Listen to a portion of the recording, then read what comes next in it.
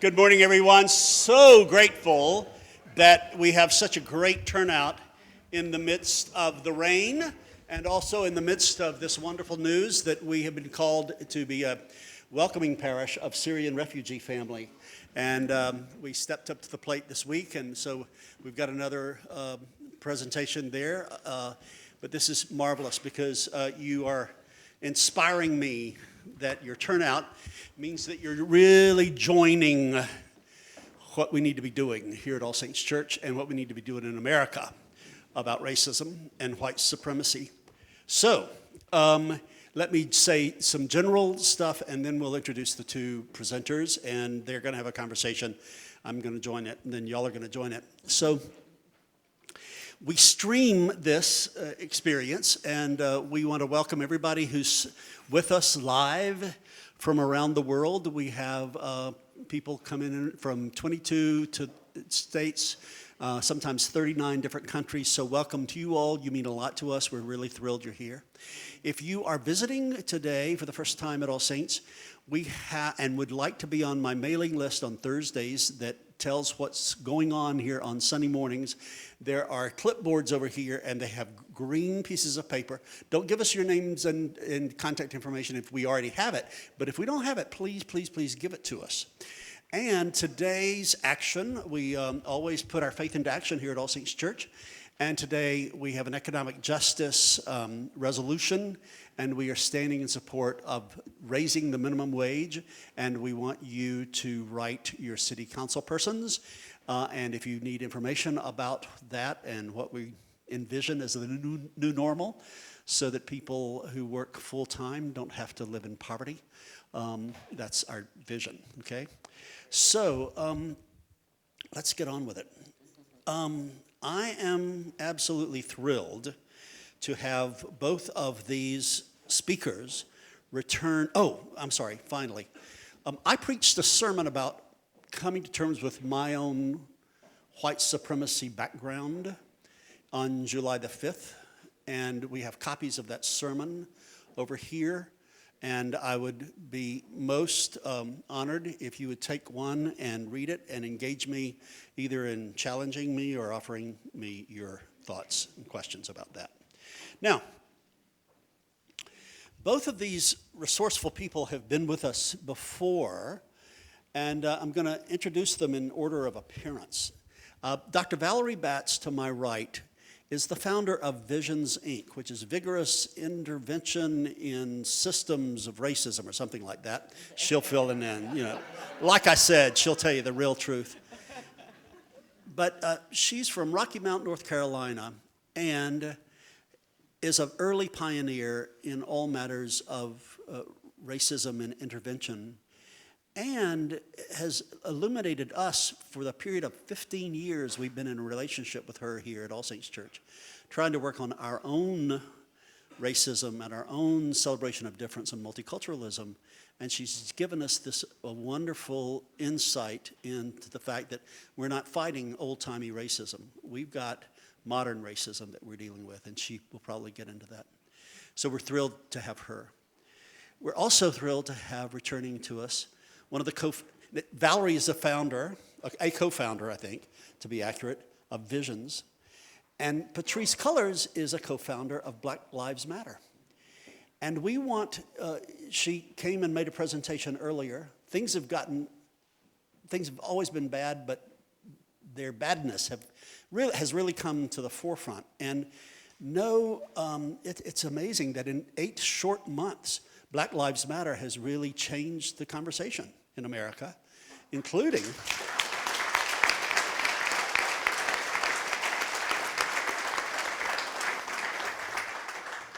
the presidential debates. My God and Jesus, my, Lord. I'm so excited. Oh, my God. Just having a glory attack every time I think about Patrisse Cullors. I could tell you about all sorts of things, graduate of UCLA, on and on and on, but that would take up valuable time. What I want is for these two people to start having a conversation, and then gradually we'll get involved in it. So will you please warmly welcome Dr. Batts and Patrisse Cullors.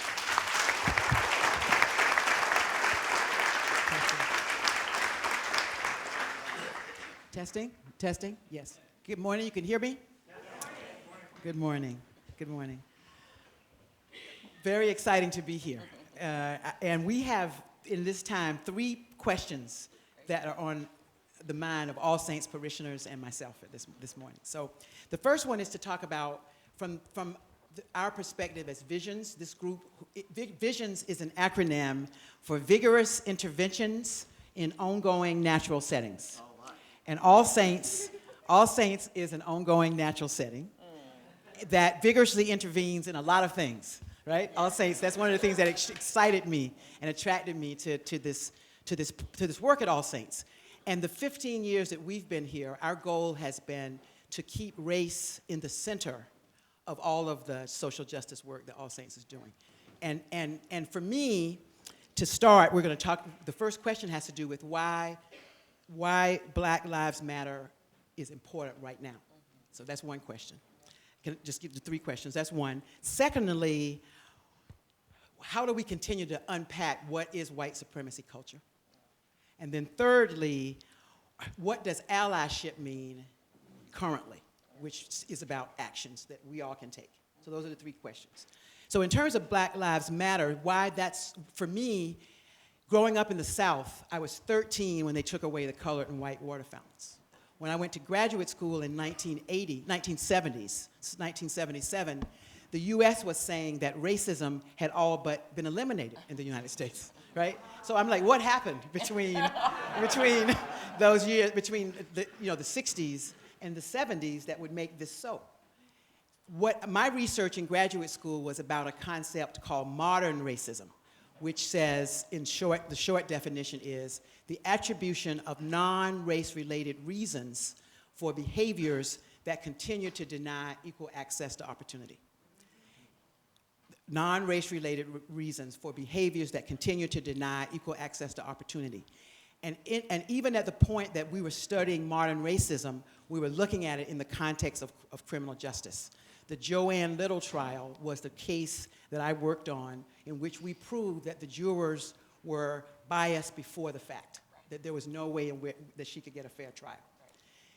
And this was the first testing of modern racism theory, which says that even among well-meaning white folks, there is what we call now an unconscious bias that leads people to vote or to arrest people or to treat people in ways that are racialized. So our organization started with the goal of how do we help people get this? Because this isn't the same as the old-fashioned racism that says overtly blacks and people of color and others who are in target historically excluded groups are less than. But this is a modern form that is insidious, invisible, and like a germ. So that's the work we've been doing. And so when we first started this in the early 80s, people would say, why are you talking about this? We don't have racism in this country. Everybody's the same, right? So we've been fighting for the years since 1984 to have people get. So when I saw Black Lives Matter's young people beginning to speak up about this, I thought, they are speaking the truth about what is unfinished in this country. So for me, that's what's important. So that's what I would like to start with and have you speak about your own reflections on that. That's beautiful. Yeah. Thank you. Yeah. Thank you for having me back, All Saints. I really appreciate it. I'm not in town often, so when I'm in town and folks ask me to come be in my own city, in my own county, I'm like, yes, I get to talk to my folks.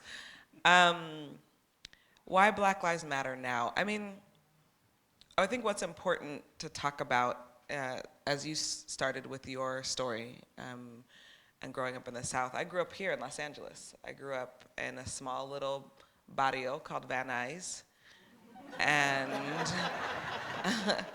and I witnessed a lot of state violence. I mean, LAPD in the 90s, the height of the war on drugs.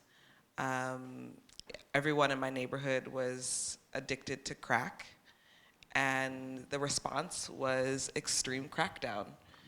The response was tanks and riot gear and the SWAT team and helicopters and I was a kid that was shipped off to magnet schools. And so I went to various performing arts and humanities schools, and I saw the stark difference between Sherman Oaks and Van Nuys, which is literally adjacent to one another.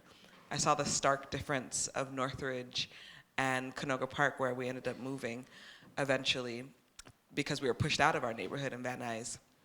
And as I grew up and witnessed the level of violence against Black communities in particular, and I watched my mother, raise 4 kids on her own, working 3 jobs, very little time for us, let alone herself, I knew that there was more happening.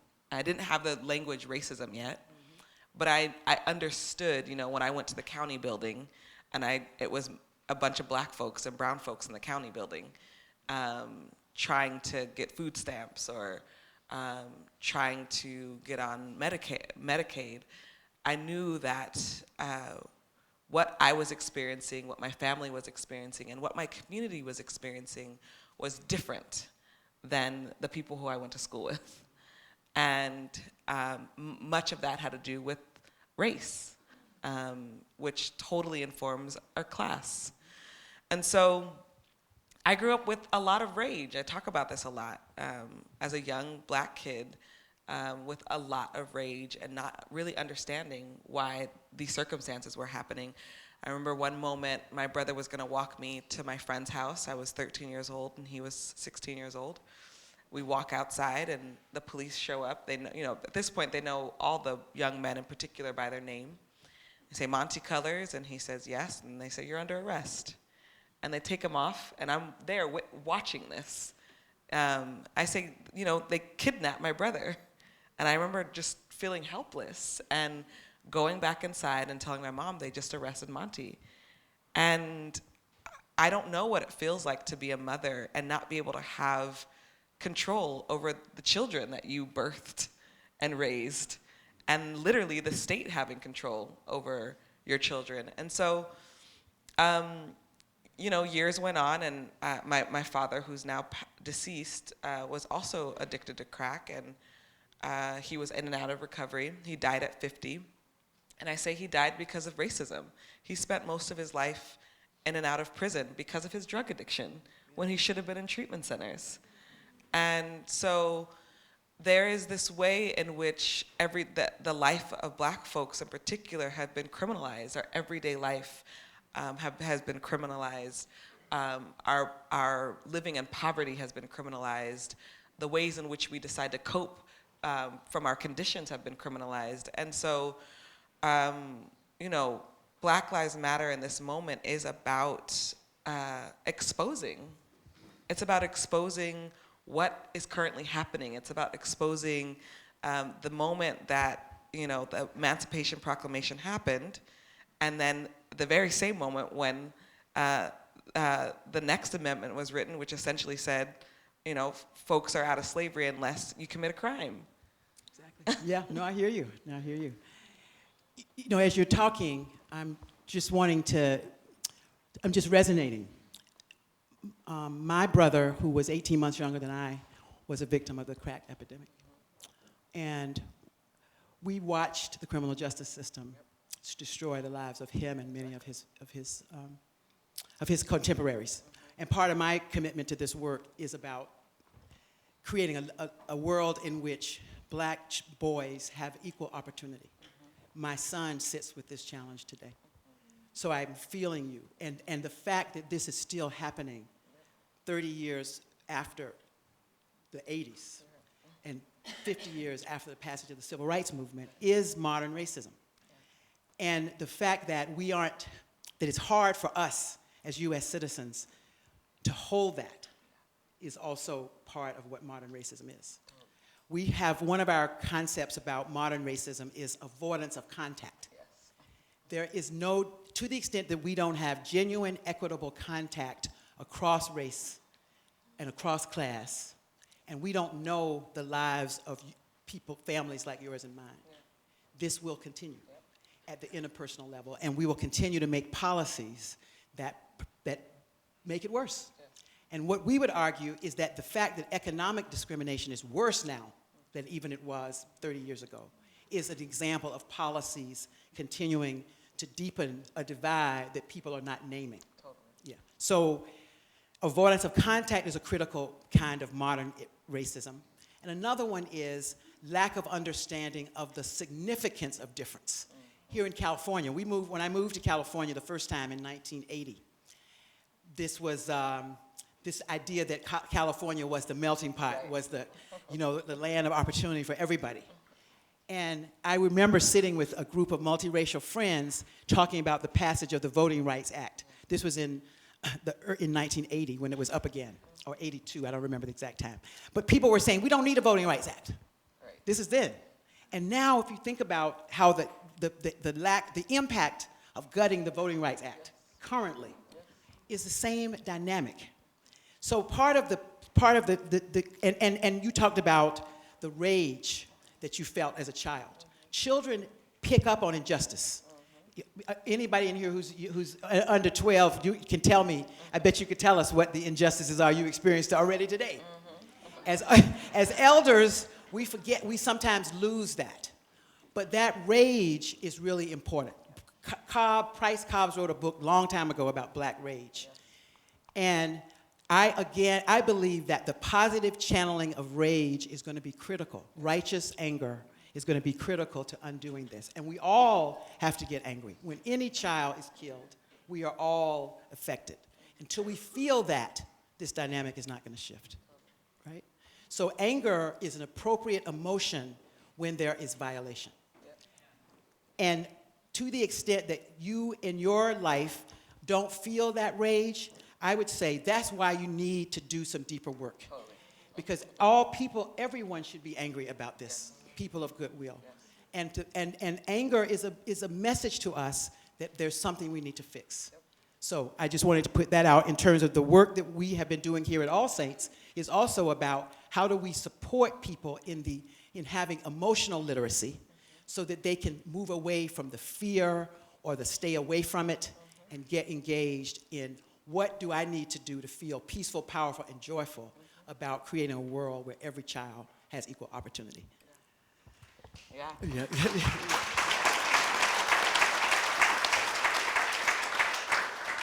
Yeah, I mean, I think the piece around how we respond emotionally is critical because what this country has mastered is apathy in people.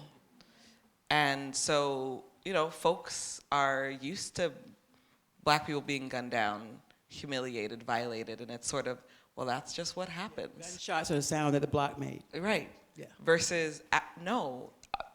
What I really try to challenge audiences is Black Lives Matter should be on all of our tongues and all of our practice at this point. And we should think of it, whether you're black or not, your life depends on this movement. Literally. There are folks, churches being burned down, people being killed on a daily basis. I mean, this is genocide. And if we don't call it such, it's a denial of the truth. Right. And so when we are honest about what is happening in this moment, then we each have the opportunity to show up for the moment. And we have an opportunity to transform it and challenge it and hopefully save our lives. Exactly. And that kind of leads to this next piece about white supremacy culture. And this is about, you don't have to be white to practice white supremacy culture. So just so you know, we're talking about levels, we're talking about perspectives, we're talking about structures in addition to what's in people's hearts. So it's all of those things. We suggest that change has to happen in all those levels. So at the level of culture, though, this U.S. has a legacy that came with Europeans to these shores of white is right and brown and black is not.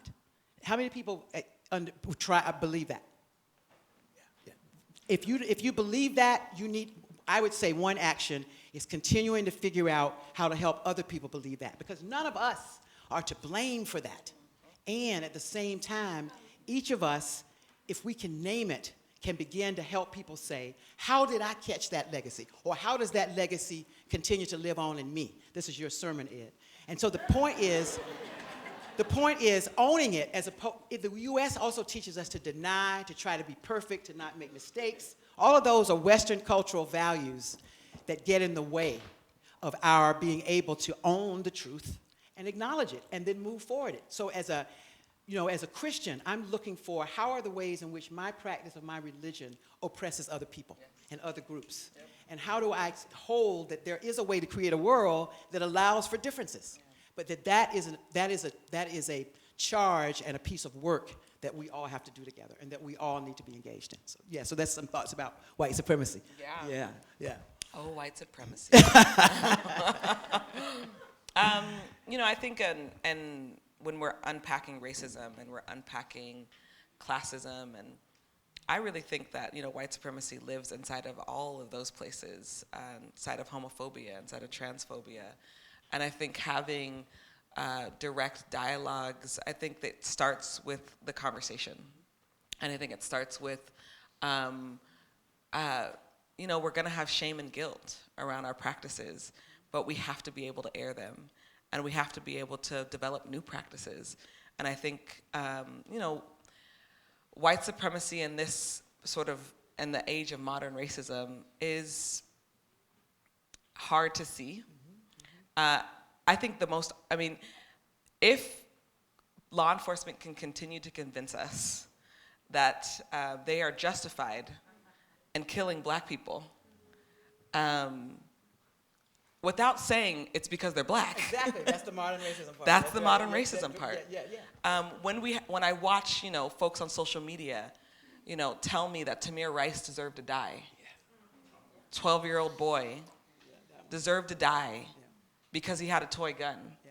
That's white supremacy. Exactly. When we question and challenge and wonder, well, what did that black person do? They must have done something to deserve, even if it's a tiny little thought. That's white supremacy. So, I think the conversation starts with how are we valuing, who's valued as human? Whose life is actually valued? Who has the ability to live a long life? Do we see that for black people? Exactly. I was thinking about in the most recent killing by the white young man in Charleston, of the folks in the church, and there was this notion that this reality that the police officers, brought him some breakfast, right? It's not a problem that they brought him some breakfast, but what about the breakfast for all the black families and all the black boys and all the black children? So there is this idea of who is in my heart? Who is it? Whose lives do I value? And we've been set up as a country to devalue black lives, all of us. And so looking at, that's a place to start, is where am I in what I caught about whiteness and blackness? Because that's going to get us started. And then to look at how our policies and institutions support that. That's the work that we do at Visions. That's the work we're unpacking here at All Saints and every organization. That's what our mission is. And we have felt that the willingness of the U.S. to take on a structural, prolific solution to this has been lacking.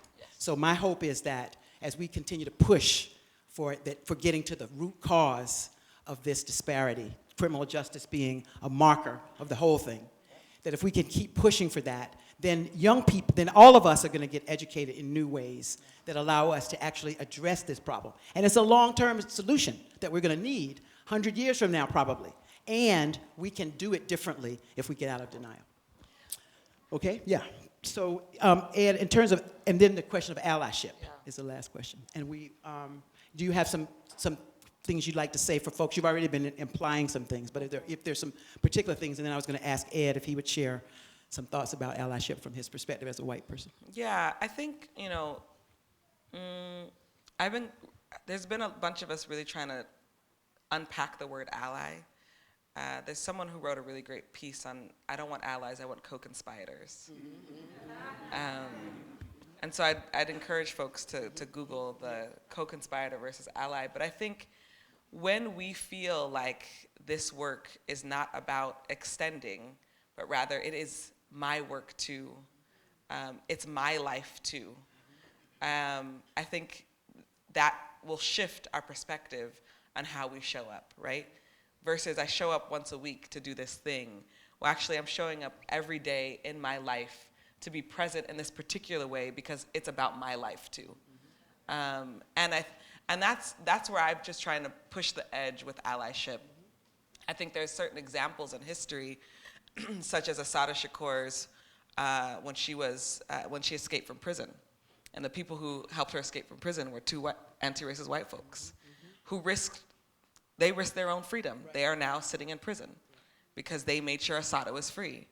Yeah. And so what the question becomes for allies, and every one of us plays an ally role in some way in our lives, what are we willing to risk? That's a nice question. What are we willing to give up? Because you got to give up something.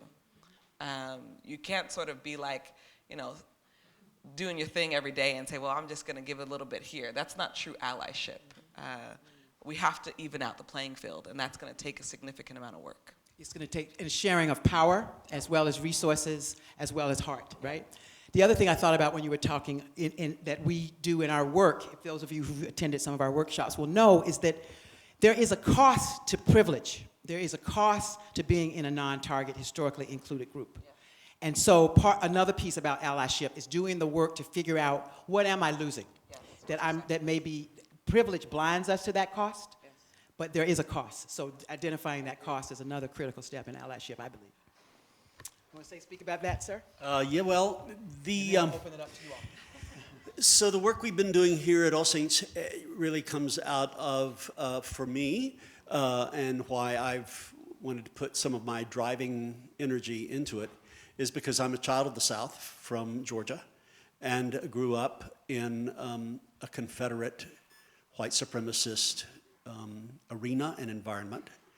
And it has been very important for me to understand how that lives inside me, that it's not something that I can stiff arm and say, before I was a racist and after I put my racism to bed.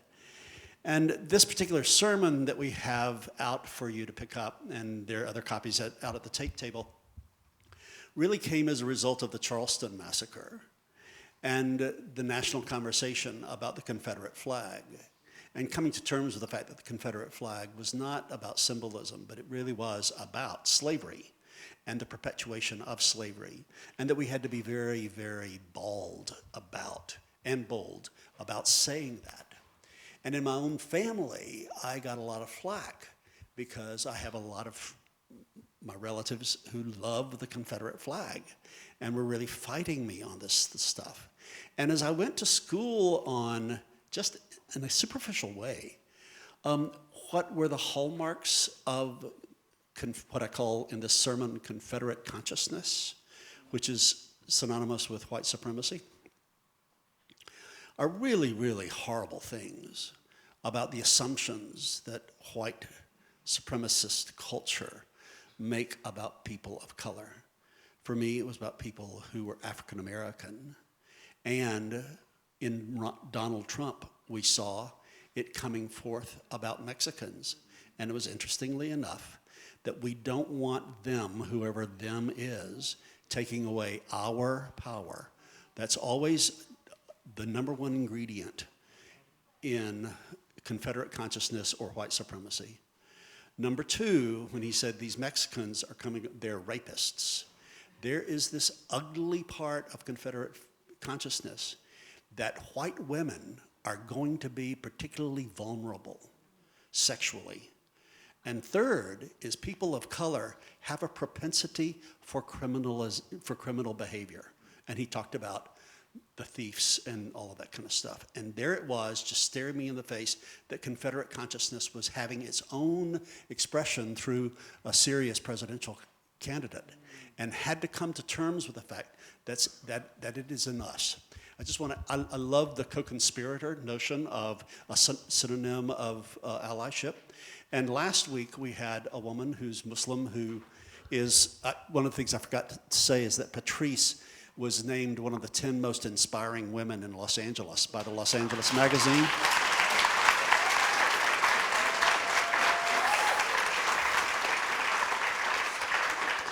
And last week, the person who was in your chair was Adina Lekovich, who's another one of the most inspiring, and she was talking about, for her allyship, we were talking about Islamophobia, and it's all of a piece, right? Because the ugly thing about Confederate consciousness or white supremacy is that it's Christian dominating as well.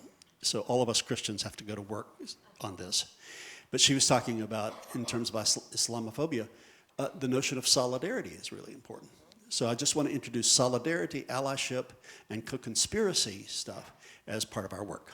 And to include in that righteous anger, I'm just thinking about one of the notions of being a poor ally is you want to numb it down, you want to quiet it down, right? Right now, we need to be able to support righteous anger and legitimate rage, as I had said earlier. That's a critical part of allyship. And so if you're finding yourself scared, that's a sign that you need to do some work so that you can stay in this relationship in a way that is empowering. And we all get scared. It's okay. It's part of the movement. And we don't have to stay there. Yeah. Let's open it up. Yeah. Before we go, one other thing. Righteous anger is a biblical value. All of the prophets talked about the importance of righteous indignation. And this is not the same thing as making war. It is about, I'm not being heard, and the core values of God are not being heard, and I'm pissed about it, and I've got to get that voiced. And that doesn't mean that you're going to take people down, you're not going to be violent, So, and then finally, I just wanted to say while we have this energy, I just want you all to know that this is not the only time, this is not the only Sunday we're going to be talking about this. We've engaged Brian Stevenson to come, who said, in 1865, we didn't have an end to slavery. Slavery morphed, and we've still got slavery.